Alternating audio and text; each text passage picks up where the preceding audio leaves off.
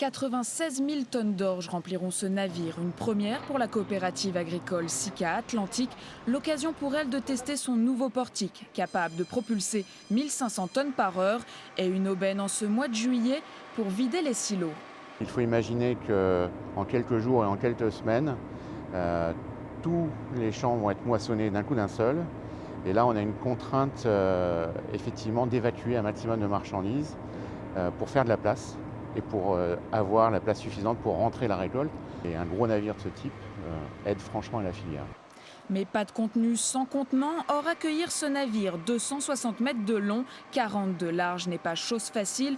Une manœuvre compliquée, donc écoutez bien, c'est technique.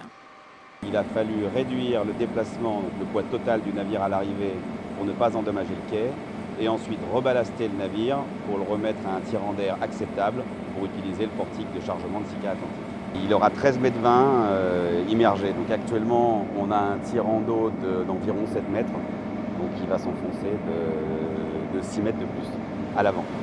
Sur la côte atlantique, seul le port autonome de La Rochelle est capable d'un tel chargement sur un tel navire.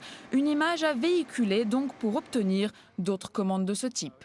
C'est un signe fort par rapport au marché, notamment par rapport au port du Channel, c'est-à-dire Rouen et Dunkerque, pour démontrer que sur La Rochelle, on peut faire qu'un poste à quai et qu'un quai de chargement, ce qui n'est pas forcément le cas sur les ports du nord de la France. L'Aquitania et son chargement d'une valeur de 25 millions d'euros largueront les amarres mardi, direction l'Arabie Saoudite pour nourrir des chameaux.